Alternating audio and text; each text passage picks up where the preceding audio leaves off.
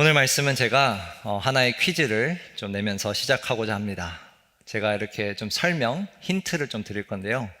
이것이 무엇인지 한번 맞춰보시면 좋을 것 같습니다. 첫 번째 힌트는 이겁니다. 예쁜 보석 같지만 갖고 있을 수 없다. 예쁜 보석 같지만 갖고 있을 수는 없대요. 그리고 잡고 싶지만 잘 안 잡혀요. 잡고 싶은데 잘 안 잡히는 거예요. 그리고 마지막으로 해를 싫어합니다. 이것은 해를 무진장 싫어합니다. 무엇일까요, 여러분? 혹시 아시는 분? 예쁜 보석 같지만 갖고 있을 수 없다. 그리고 잡고 싶지만 잘 안 잡힌다. 그리고 해를 싫어한다. 아시는 분? 별. 별 나왔습니다. 별은 아닙니다. 잘 안 잡히는 거예요. 그러니까 잡을 수 있는데 잘 안 잡히는 거죠. 네. 네. 정답은 얼음입니다. 얼음. 네, 혹시 맞추신 분 있나요? 얼음입니다. 얼음. 몇 분 계신데. 이건 사실 미취학 아동, 그러니까 어린아이, 7세 이하의 아이가 냈던 문제입니다. 아이의 관점에서 얼음을 묘사한 설명입니다. 하나 더 내자면 똑같은 아이가 이런 문제를 또 냈어요. 자기에게 9살 오빠가 있는데 그 오빠가 제일 좋아하는 거래요. 이게 나타나면 제일 좋아한다고 합니다. 그런데 이것은 가지고 오는 사람이 따로 있대요. 가지고 오는 사람이 따로 있고 오빠가 이게 나타나면 제일 좋아하고, 정답은 택배였습니다. 택배.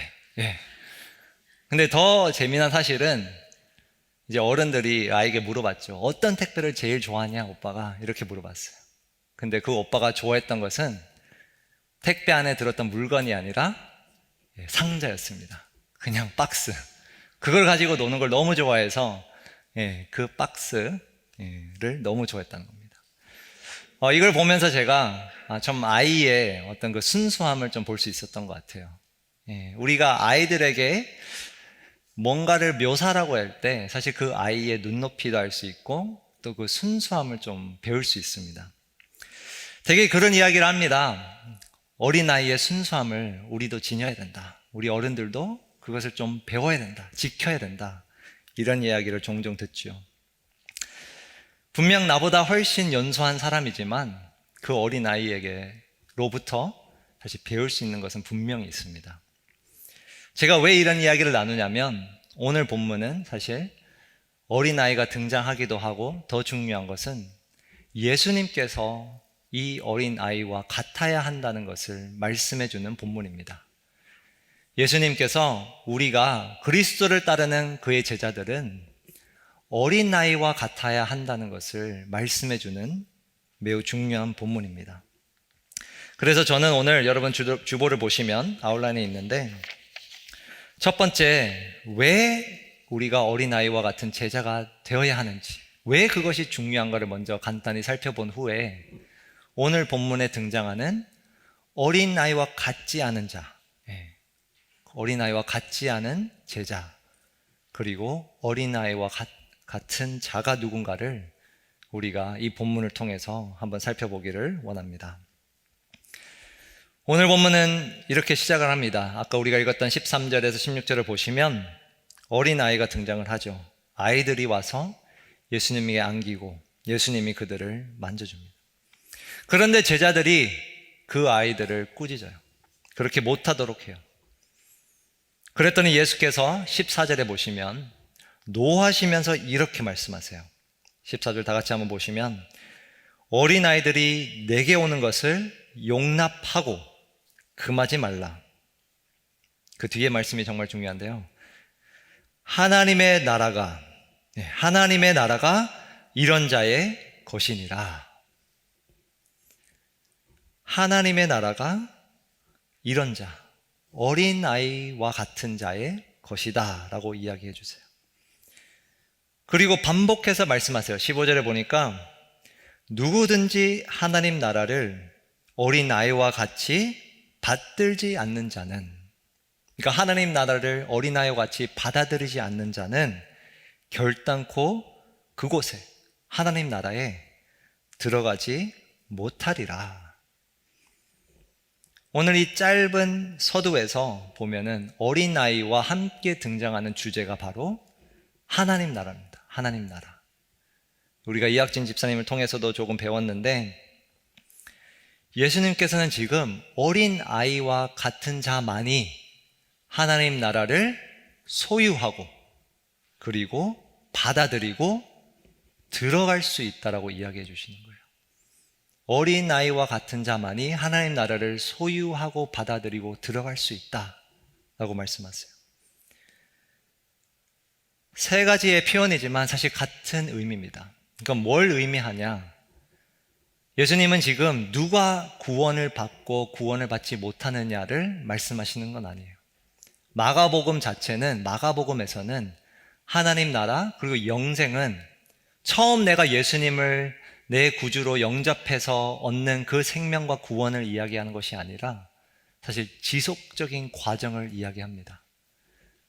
내가 하나님 나라를 들어간다는 것은 예수님을 믿고 처음 첫 발을 내딛는 그런 들어감이 아니라 계속해서 그 하나님 나라를 내가 받아들이고 그 가치관대로 내가 살아내려고 노력하고 예수님의 사명을 내 사명으로 받아들여서 예수님을 따라가는 그 기나긴 여정을 사실 의미를 합니다.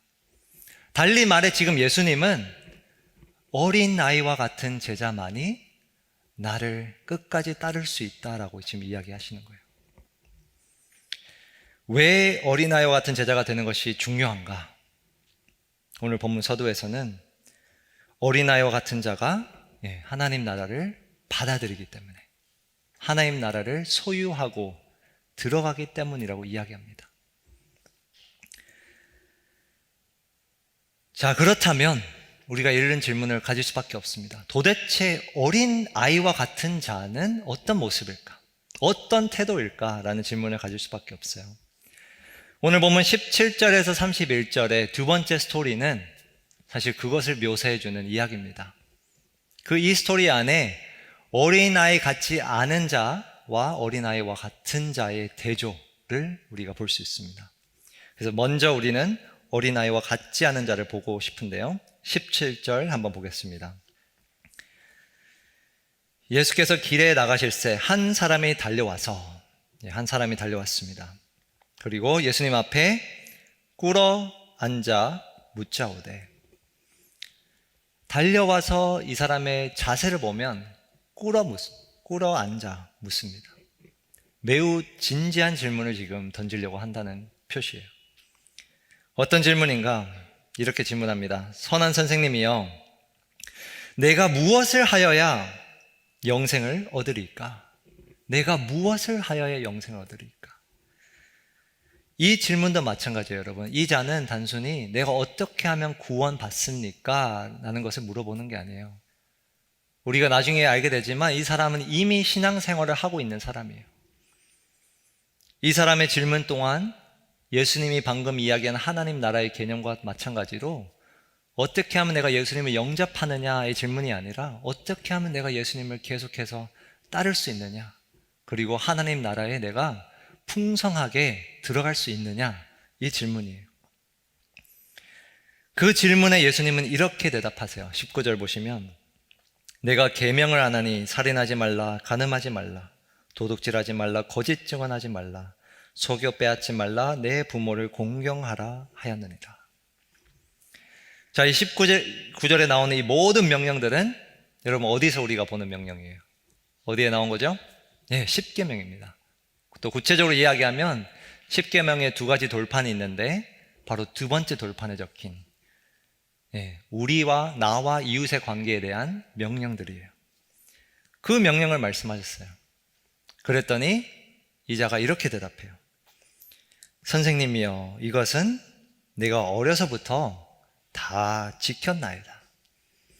어렸을 때부터 자기는 이 명령들을, 십계명을 다 지키며 살아왔다고 이야기를 하는 거예요. 그렇게 대답한 이 사람에게 예수님이 21절에서 이렇게 이야기하세요. 그를 보시고 사랑하사 이르시되, 내게 아직도 한 가지 부족한 것이 있으니 다 지켰다 하는데 예수님께서는 한 가지, 아직도 한 가지가 부족하다라고 이야기를 하세요. 그게 뭘까요, 여러분? 이 사람에게 부족한 그 한 가지. 십계명을 다 지켰는데도 그에게 부족했던 그 한 가지가 무엇일까? 그거는 명시는 되지 않았지만 사실 우리가 관찰을 잘하면 알 수 있어요. 여러분, 19절에 나열됐던 그 십계명의 계명 가운데 특이한 거 혹시 없었나요? 혹시 알아차린 사람이 있나요? 출애굽기 20장에 보면 제가 이야기했던 그 두 번째 돌판의 내용이 이렇습니다. 살인하지 말라, 간음하지 말라, 도둑질하지 말라, 네 이웃에 대하여 거짓 증거하지 말라. 마지막이 뭐죠, 여러분? 내 이웃의 집을 탐내지 말라. 보셨나요, 여러분? 17절 마지막 부분에 내 이웃의 소유를 탐내지 말라. 자, 예수님이 나열했던 그 19절의 계명과 10계명 돌판에 있던 내용에 차이점이 딱 하나 있어요. 한 가지 명령만 예수님께서 조금 바꿔 이야기하십니다. 뭔지 찾으셨나요? 19절에 보면 속여 빼앗지 말라라고 예수님은 이야기하세요. 탐내지 말라가 10계명에 적혀있던 내용인데 그것을 살짝 바꿔서 예수님은 다른 계명들은 다 똑같이 이야기하시는데 속여 빼앗지 말라 이야기하세요. 많은 신학자들은 바로 이것이 그에게 부족했던 한 가지라고 이야기를 합니다. 왜 예수님이 그 부분만 다르게 표현했는가? 이 사람은 아마도 추정컨대 지금까지 그가 가진 모든 재산을 혹은 일부를 다른 사람을 속여서 빼앗은 것인 거예요. 그런 행위를 했던 장거예요. 그래서 예수님이 그것을 간접적으로 언급을 하신 거예요. 아마도 그 자는 예수님께서 19절에서 쫙 십계명을 나열하실 때 마음이 덜컥했을 거예요. 십계명을 지키면서 자라왔던 그가 예수님이 바꿔 말한 부분을 왜 몰랐겠어요? 아마 알았을 것 같아요. 그가 설명할 때 예수님이 바꿔 말한 그 부분이 마음에 탁 꽂혔을 거예요. 그런데 그는 어려서부터 다 지켰습니다. 신앙생활 잘했습니다. 지금까지 교회를 열심히 다녔습니다. 라고 이야기를 하는 거예요. 그런데 예수님은 그런 자에게 꾸짖지 않으시고 네가 속여 빼앗지 않았느냐 이렇게 말씀하시지 않고 사랑으로 이렇게 이야기하시는 거예요. 아직도 한 가지가 부족한 것이 있으니, 그리고 21절에 보니 이렇게 명령하세요. 가서 내게 있는 것을 다 팔아 가난한 자들에게 주라. 그리하면 하늘에서 보화가 내게 있으리라. 그리고 와서 나를 따르라. 예수님께서는 그에게 지금 기회를 주시는 거예요. 나를 따를 기회를 다시 한번 주시며 네가 갖고 있는 그 모든 것, 네가 속여 빼앗아 가진 그 모든 재산 다 팔아 이제 가난한 자들에게 주고 나를 따르라. 그랬더니 이 자는 어떻게 반응하는가요, 여러분? 22절에 보니까 원어로 보면 사실 이렇게 순서가 되어 있어요. 이 말씀으로 인하여 슬픈 기색을 띠고, 예수님의 그 말씀을 듣고 나서 그 말씀으로 인해 슬퍼했어요. 그리고 근심하며, 간이라가 아니라 사실 원어를 직역하면 떠나갔다라는 표현이에요. 떠나갔다. 그냥 간 것도 아니고 떠나갔어요. 왜? 재물이 많은 거로. 이 사람은 예수님의 그 말씀에 응하지 못했어요. 왜? 재산이 많았기 때문에. 여기서 많았다라는 표현은 단순히 부자만을 이야기하는 것은 아닙니다. 지금 중요한 것은 예수님께서 나를 따르라라고 하신 거예요. 그냥 단순히 재산을 다 팔아라, 없애라, 그게 중점이 아니라 나를 따르라, 그걸 원하셨던 거예요. 근데 그 이자는 자기의 재물 때문에 예수님을 도리어 떠나갔습니다. 여러분, 어린아이와 같지 않은 제자는 누구인가? 어린아이와 같지 않은 자는 어떠한 자인가? 오늘 본문에 의하면 바로 재물을 따르고 의지하는 자입니다. 재물을 따르고 의지하는 사람. 그것이 어린아이와 같지 않은 자라는 것을 이야기해 주고 있습니다. 남은 스토리를 보면 분명히 부자에 대한 이야기가 나옵니다. 그러나 여러분, 이 본문은, 오늘 이 하나님의 말씀은 단순히 부자를 향한 말씀이 아니에요. 여기서의 많고 적음은 절대적인 수치가 아닙니다. 상대적인 거예요. 이 말씀은 이 땅에 재물이 적든 많든 그 재물을 향해 쫓아가는 자들, 그 재물을 쌓고자 하는 모든 자를 향한 말씀이에요. 그리고 더 나아가 그 재물에 의지하는 자, 그러한 자에게 주시는 말씀입니다. 이것이 바로 어린아이와 같지 않은 자라고 지금 예수님은 보여주시는 겁니다. 제가 좋아하는 작가 중에 폴 트립이라는 목사님이자 상담학자가 있습니다. 그런데 그가 돈에 대해서 책을 몇 권 썼는데 그중 한 권에서 이렇게 이야기합니다. 자신이 예수님을 따르는지 아니면 재물을 따르는지 판단하려면, 분별하려면 딱 두 가지만 질문해 보라는 거예요. 자기 자신에게. 근데 그 두 가지의 질문이 무엇인가? 하나는 이거예요. 내가 지금 현재 누구를 부러워하는가? 그걸 물어보래요. 내가 현재 지금 누구를 부러워하는가? 그리고 내가 지금 현재 무엇으로 인해 지금 불만족하고 있는가? 무엇으로 인해 지금 만족하지 못하고 있는가를 질문해 보면 그 대답 속에서 내가 정말 예수님을 따르는지 아니면 돈을 따르고 있는지를 알 수 있다. 이렇게 이야기해 줍니다. 저는 매우 지혜로운 질문이라고 생각합니다.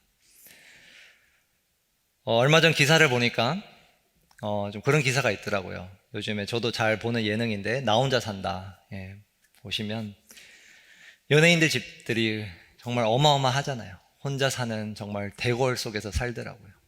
근데 이제 그것을 좀 비판하는 기사였는데 그런 모습을 보면 사실 사회적으로도 그렇고 우리 그리스도인들도 마찬가지고 다들 부러워합니다. 선망의 대상이 됩니다. 저는 사실 그 예능을 보면 그 집이 부럽진 않고요. 혼자 산다는 게 부럽습니다. 그걸 정말 부러워하는데 사회적으로 보면 그러한 집을 가지고 좋은 차를 가지고 그런 게 부럽잖아요. 근데 저는 이 폴트리 목사님이 아주 중요한 지적을 해주고 있다고 생각을 해요. 여러분들이 지금 누구를 부러워하는지, 무엇으로 인해 지금 만족하지 못하는지를 대답해 보면 내가 과연 어린아이와 같지 않은 자인지 아니면 어린아이와 같은 제자인지를 알 수 있다는 거예요. 질문해 보시기 바랍니다. 여러분, 한 번이라도 신앙이 부족해서, 기도 시간이 부족해서 만족하지 못하신 적이 있나요? 한 번이라도 신앙을 정말 신앙생활을 잘하는 사람, 건강한 신앙을 가진 사람을 부러워한 적이 있나요? 그 두 가지 질문 속에 우리가 과연 무엇을 따르고 있는가를 알 수 있을 것입니다. 자, 어린아이 같지 않은 자가 재물을 따르고 의지하는 자라면, 그렇다면 어린아이와 같은 자, 예수님이 말씀하시는 그 하나님 나라를 소유하고 들어가고 받아들이는 그 어린아이와 같은 자는 그러면 누굴까? 오늘 본문 말미에 그것이 등장합니다.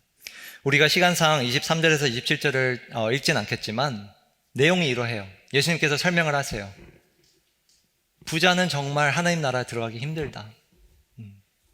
그런데 중요한 것은 그 내용 속에 불가능하다고는 하지 않으세요. 하나님은 하실 수 있다. 그렇지만 너무 어렵다라고 이야기를 하세요. 그 이야기 속에서 근데 제자들이 놀랍니다.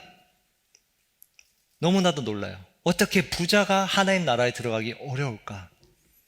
근데 왜 놀랐는가? 그 당시에는 이런 생각이 있었어요. 문화적으로, 종교적으로 부자는 하나님의 은총을 받은 자였어요. 그 당시 인식으로는. 하나님의 축복을 받았기 때문에 부자가 된 것이라고 늘 생각을 했습니다. 그래서 예수님께서 부자는 재산이 많은 자가 하나님 나라에 들어가기 도리어 어렵다고 하실 때 제자들은 너무나도 큰 충격을 받은 거예요. 그런데 그 큰 충격 속에서 성격이 급한 베드로가 이렇게 이야기합니다. 28절에 보니 보소서, 예수님에게 하시는 말씀이에요. 보소서, 우리 12 제자들은 모든 것을 버리고 주를 따랐나이다. 모든 것을 버리고 주를 따랐나이다. 지금 베드로는 아주 당당하게 방금 전 재산 때문에 예수님을 떠나간 그 사람을 보며 당당하게 자신들은 도리어 모든 것을 버리고 예수님을 따르고 있다라고 이야기하는 겁니다. 그의 마음속에서는 나는 그래도 나의 직장을 두고 왔지. 나의 생업을 두고 왔지. 예수님을 따랐지. 이런 생각이었을 거예요. 그런데 예수님은 29절에 이렇게 말씀하세요. 내가 진실로 너에게 이르노니 너와 복음을 위하여, 자 보세요, 집이나 형제나 자매나 어머니나 아버지나 자식이나 전토를 벌인 자는, 30절에 보니까 현세 있어 집과 형제와 자매와 어머니와 자식과 전토를 100배나 받되 박해를 겸하여 받고 내세에 영생을 받지 못할 자가 없느니라. 예수님이 지금 29절에서 30절까지 이 사람이 17절에 한 그 질문에 대한 대답을 비로소 해주고 계신 거예요. 누가 영생을 받는가? 그리고 조금 더 앞으로 가면 누가 어린 아이와 같은 제자인가에 대한 대답을 지금 해주고 계신 거예요. 누군가요, 여러분? 단순히 재산만 버리고 간 자가 아니에요. 오늘 여기 버린 자, 29절 마지막 말미에 등장하는 버린 자는 사실 직역하면 두고 떠난 자예요. 무언가를 두고 떠난 자예요. 뭘 두고 떠났나요? 집이나 전토, 땅, 재산 뿐만 아니라 가족들도 두고 떠난 자예요. 방금 전 어린아이와 같지 않은 그 자는 재물을 의지했기에 예수님을 떠나갔는데, 예수님은 어린아이와 같은 제자는 단순히 재물에 의지하지 않는 자 정도가 아니라 가족들마저도 두고 떠날 수 있는 자라고 이야기를 하시는 거예요. 어떤 의미인가? 누가 어린아이와 같은 자인가? 그것은 바로 오직 예수님만 의지하는 자를 말합니다. 오직 예수님만 의지하는 자, 그것이 어린 아이와 같은 제자라고 지금 예수님은 일러주고 계십니다. 29절을 다시 한번 보시면요, 여러분, 중요한 것은 이거예요. 가족과 재산을 두고 떠난 자. 근데 더 중요한 것은 무엇을 두고 떠났느냐가 아니라 무엇을 위해 두고 떠났느냐예요. 예수님 뭐라고 하시죠? 나와 복음을 위하여 이 모든 것을 두고 떠난 자, 그것이 어린아이와 같은 제자라고 말씀하십니다. 재물뿐만 아니라 나의 소중한 가족마저도, 그 가족마저도 두고 떠날 수 있는 자. 왜? 예수님을 따르기 위해서.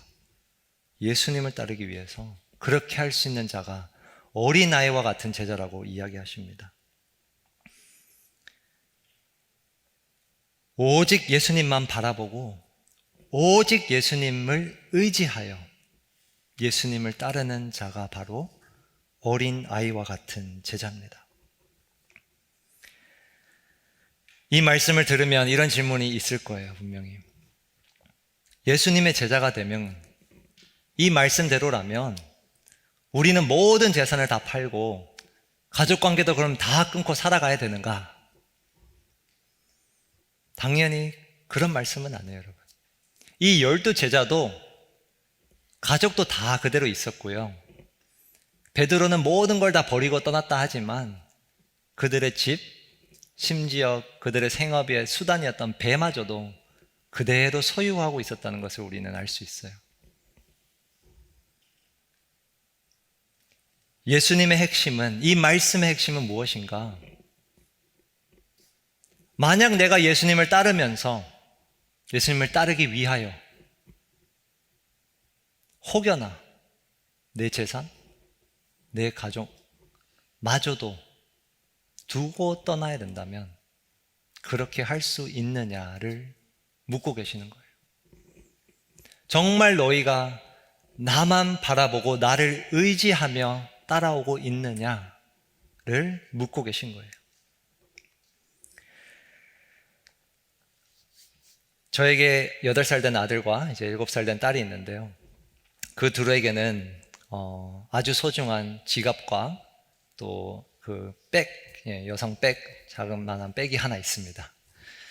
지갑은 제가 선물했고 아마 그 백은 저희 아내가 버린 것을 딸이 가져온 것 같은데 그 안에 보면 5만 원짜리 한 장 그리고 이렇게 2장이 들어가 있어요.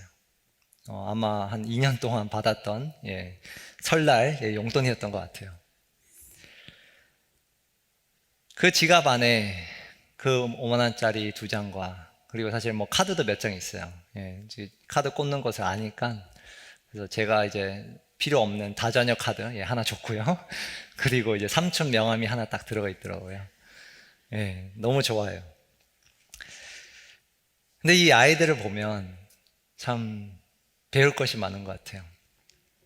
그 안에 물론 그 아이들에게는 큰 돈이죠. 뭐 10만 원, 5만 원이란 돈이 작은 돈은 절대 아닌데 그것만 있으면 세상을 다 가질 수 있는 마냥 생각을 하며 살아가요. 이 아이들은 내 지갑 안에 돈이 얼마 있느냐 상관없이 선언을 합니다. 선포를 해요. 어떤 선포를 하는가? 이제 제 생일이 다음 달에 다가오는데 이미 한 달 전부터 뭘 갖고 싶냐고 물어보기 시작했어요. 근데 제가 정말 그때는 필요가 있어서 노트북 하나만 사달라고 이렇게 얘기를 했어요. 노트북 하나만 사줘. 지금까지 어제도 이야기했어요. 노트북 꼭 사줄 거라고, 꼭 사줄 거라고 이야기를 해요. 그리고 실제로 저희 딸은 그 5만 원 2장 중에 엄마 생일 때 한 장을 딱 주더라고요. 그냥 줘요. 제가 그런 모습을 보면서 사실 오늘 본문의 말씀이 깨달아졌어요. 오늘 이 어린 아이와 같은 제자는 어떤 모습일까? 여러분, 우리 아이들에게 혹은 많은 어린이들에게는 내 지갑 안에 내 수중 속에 돈이 얼마 있느냐 절대 중요하지 않아요. 아니, 그 가치도 몰라요, 솔직히. 그런데 세상 다 가진 것 마냥 살아가요. 걱정도 안 하고 다 살 수 있다 생각하고 먹을 것, 입을 것 전혀 걱정이 없어요. 왜? 자기가 갖고 있는 돈과 전혀 상관없이 몇백 원이 됐든 몇만 원이 됐든 상관없이 자기를 돌볼 부모가 있다는 것을 알기 때문에 자기가 가진 재산이 얼마가 됐든 간에 그것과 상관없이 자기를 돌볼 부모가 있기 때문에 그들은 그 액수와 상관없이 그저 그렇게 살아가는 겁니다.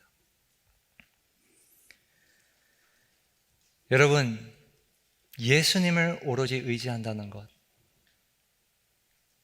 이것이 바로 어린아이와 같은 제자예요. 나에게 지금 돈이 얼마 있든 나에게 얼마의 재산이 있든 간에 오로지 예수님만을 의지하며 예수님을 따라가는 그 마음, 그 그 태도, 그 자세, 그것이 바로 오늘 본문이 말해주고 있는 어린 아이와 같은 제자입니다. 자기 부모를 정말 순수하게 100% 의지하며 나아가는 어린 아이들처럼 정말 저와 여러분도 이 세상의 풍파에 휩쓸려 재물을 따르는 자들이 아니라, 그것을 의지하는 자들이 아니라 정말 오직 예수님을 의지하며 그를 따라 정말 하나님 나라를 소유하고 하나님 나라를 받아들이고 하나님 나라의 풍성이 들어가는 우리 모두가 되길 주님의 이름으로 축원합니다.